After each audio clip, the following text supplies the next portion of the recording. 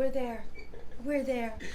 But now, actually, we're here, and I'm with the legend. I'm with Miss Hard Work, No Excuses. I'm with a boss, gym owner, entrepreneur, Miss Diva Richardson. Yo, what's up, Leaf? First and foremost, I just thank you, because this is a goal, this is an idea, this is a podcast. We just came, set up shop, hustling. You got my heart racing. I'm in here. One, facility's beautiful, so I get excited because I got dreams and Thank you. aspirations, right?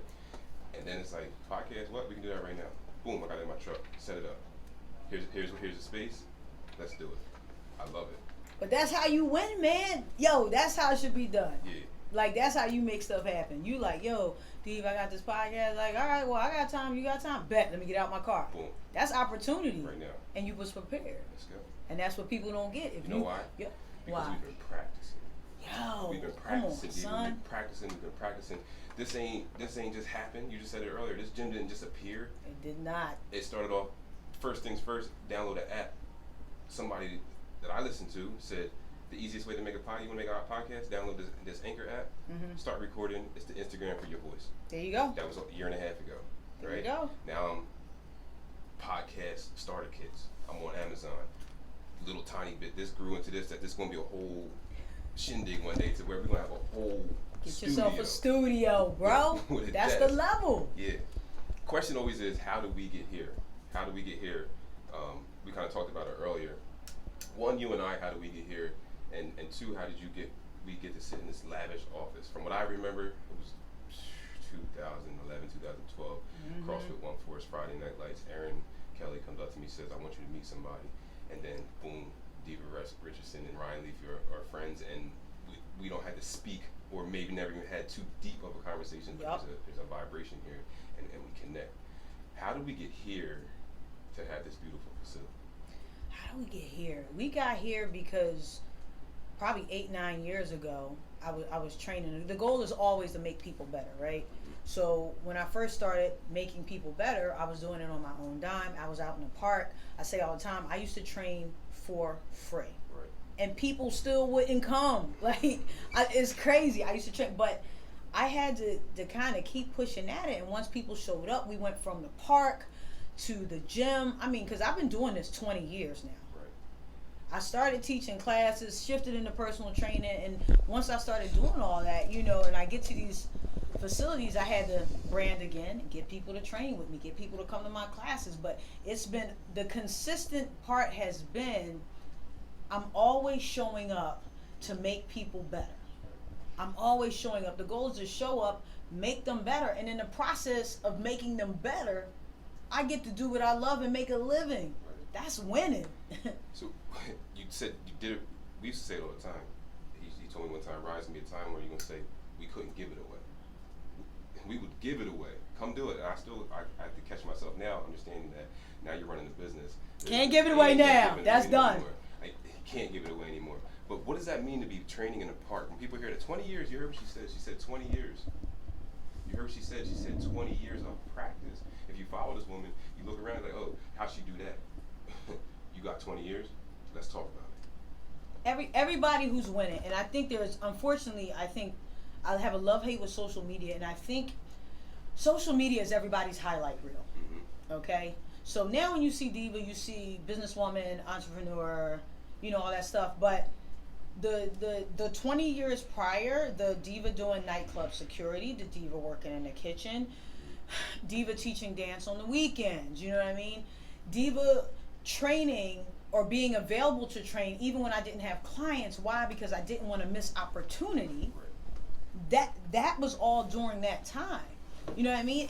And I think that's the part of the puzzle that people miss. They say it takes 10,000 hours to master a craft, and most of y'all tired after like a week. 40 hour work week. Yeah, but this is the thing, if the 40 hours you putting in is not what you want to do or making you better, the real question is, what are you doing with the rest of your week?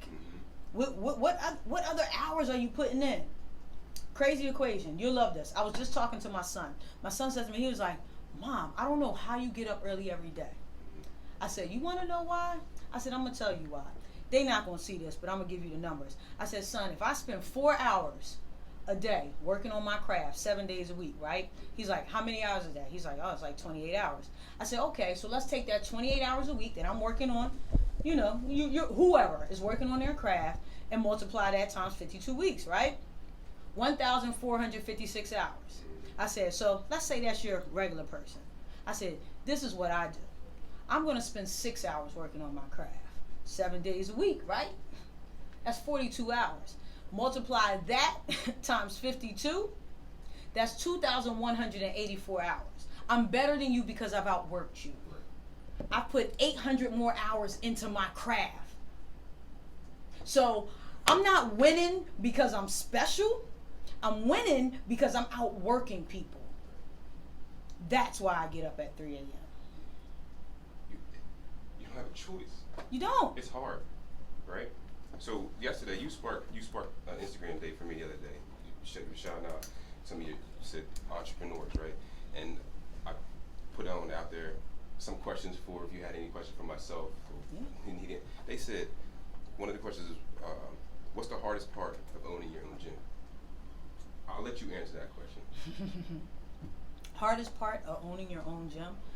Responsibility.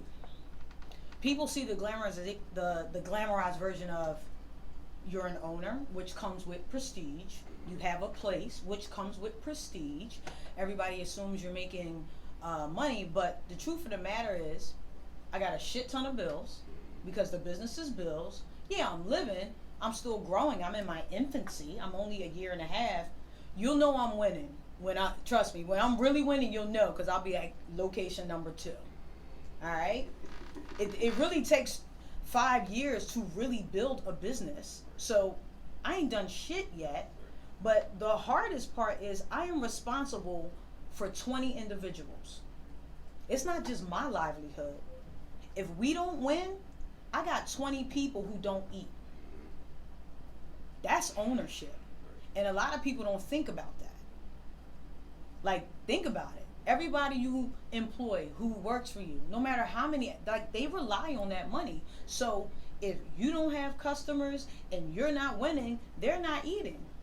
That's deep. It's bigger than you. It's bigger than me. It's bigger than us. Always. I think it's be about the people, right? You got to. Be about the people. Speaking of staff, speaking of ownership, the idea of asking for help, the importance of asking for help. Some people, I don't know if it's pride, it's ego. Like you just said, something that would strike somebody. Said, you're in year 1. But I thought you said you've been doing it for 20. No. I just got started. So imagine going 20 hard years and then having the, I'll find the right words, but be able to humble yourself enough to say, oh, I just got started, right? I just got started. But it's true. You've been doing it your own all that time. How important is it to ask for help? You have to. When I started this process, I asked a lot of people questions. I said, hey, do you rent equipment or do you lease it? Do I really need to do a full locker room or can I like scale back? Like, how do you do payroll? Let's be real. I never had to do payroll. I worked for myself and people paid me. Even in QuickBooks, I had to figure out how to use QuickBooks. When I started hiring people, I literally was in here on QuickBooks like, okay, let's see if this goes in my bank account Friday. Like, let's make sure I set it up right. Nope. You got to ask questions and figure it out. And then when I didn't know or if something didn't work, I made phone calls because I have other friends who own businesses. I was like, yo, so in QuickBooks, how do I set up this part? You know, like, you got to ask. Don't be scared to ask. You got to ask. Don't be scared to ask. Absolutely. If you don't know, ask somebody. Because somebody's going through what you're going through. We weren't the first people to open up facilities. No, and we ain't going to be the last. Ain't gonna be the last. I always say it all the time. There's no need to try and reinvent the wheel. Dude, there's no need do to what try. works and win. And when there's moments where you can really break through and do something that's just pure genius, it's going to speak for itself, and it's going to open up and create, new avenues. But certain things are done a certain way for a reason. If you can find a way to do it better, now you got something you can monetize off of that, and then, that's all great. branding. Yes. Branding is huge. If you want to be a brand, right? Hard work, no excuses. What is that? Hard work, no excuses is my mentality. It wasn't meant to be a brand. I started hard work, no excuses because that's just genuinely what I believe. I mean, it turned into a brand. I even hate that word. Like, I hate when people are like, you're a brand now. I'm like, what the hell is that? I'm Diva. I wake up, I work hard. The gym's called Hard Work, No Excuses because that's what I believe. But if we want to technically talk about branding, branding is about having either it's you have to have a consistent through line through what you do. All right, so Diva Richards is a brand. Hard Work No Excuses is a brand. The thing that unites the two is not that I own one. The thing that unites the two is the mentality. There's a culture. And that's what sustains brands. Not like quick logos and tagging. Like the continuity between the two is what's going to sustain those two brands. Mm-hmm. And we just talked about it. We're a CrossFit gym. X Athletics is in its infancy. Mm-hmm. I've been a CrossFit since 2013, and this whole project is in its infancy. And the next expansion, that's why I say I like to surround myself with people that I can see myself in their shoes. And then when I catch up, or if I don't ever catch up, that's awesome. That means I'm chasing greatness, right? And if we ever catch up, let's go together. Exactly. Again, from the park to this beautiful facility, I can't say enough how proud I am of you, and I appreciate you being you, because a lot of people can't be themselves. They don't know how, man. People can't be themselves, and I'm learning myself who I am myself. I think even the last time I came up here, I was in a little darker place, asking for you. Like, I was ready to be out. Yeah. I was ready to be done. I remember we talked. It was a weird space. It was a weird space, and even if we didn't have a conversation, just coming here and like just being reminded, being woken up, and you touched that nerve again when you shouted me out on Instagram. I've been real quiet on Instagram, and I don't even know how to. I'm still meditating, being mindful. That's the segue going to that. The importance of mindfulness and meditation, and focusing, understanding that you have choice to focus on what you want to focus on. And that means you're growing, because it's funny. I've really been talking to people about meditating and learning to listen to the silence and the stillness and really speak what you want into the universe. And literally, when I was in meditation yesterday, I remember saying to myself, I was like, I want this to be a multi-million-dollar revenue facility, not just this one. And then I'll open the next one. And then I was like, I want the clothing brand to make $5 million. And I want Diva Richards, and I've been saying this, I want Diva Richards brand to be worth $10 million to start. Like, I want my first big deal to be $10 million. I've been saying it for the last 3 years. I don't know what that means. I don't know where that's going to come from. But I am very clear and concise about what these initial goals are for me. And I have it written on my mirror in my bathroom, just so we're clear. But you got to see it and say it and believe it's real. I'm like, I want these things for my gym. I want these things for my brand and my family. And you know what happened? Yesterday, I get an email like, hey, you've been nominated one of the rising stars in the fitness industry, in the business. I mean, I ain't talking about social media fitness. I don't give a shit about that. I'm talking about in the real world. They're like, you're one of the rising stars. I was like, really? Great. Then the next call was like, my man Ted was like, yo, Dev, I need to come see your gym. World champ. Tevin Farm. Dev, I'm coming through to see your gym. Word? Yeah, I need to be in this space. I love the energy. Cool. Next call. Yo, Dev, what's good? You free tomorrow? Yeah, well, what you need? I just want to come through. Come through. Next thing I know, we're here.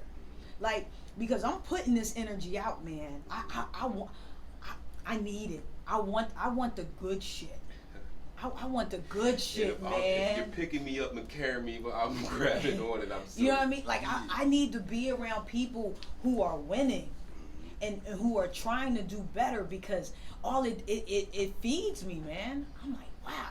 And I know, and I thought about you when I was shouting out. I was like, Leafy is still here. And it's funny because ever since I known you, that's been your tag for your brand. It's like, yo, here. Like, we showed up, we worked. And I was like, yo, he's still here. That's great. Yeah. Like, and I know we don't talk all the time, but I was like, yo, like, that was me, like, yo, brother, I hope you doing good, man. Like, I'm telling you. I needed that. I needed that. I needed that. I needed that. And that brought, like you just said, you continuing to be you, put out your good energy, you are going to attract that. And by you attracting that, you can wake up any greatness. Oh my God. You can make up any Yes. greatness. Yes. But I hope y'all heard what she said. She said she's sitting on things. She's mindfulness. She has mindfulness. She's very, very clear on what her goals are. She's putting numbers into the universe. Hard numbers, attainable numbers. I don't care how crazy it sounds. I don't care how crazy it sounds, it's attainable. You know why? Because you set it. You set a goal and you make it happen. Exactly. It's the Leaf Show. I'm with David Richardson. We'll be back. There you go.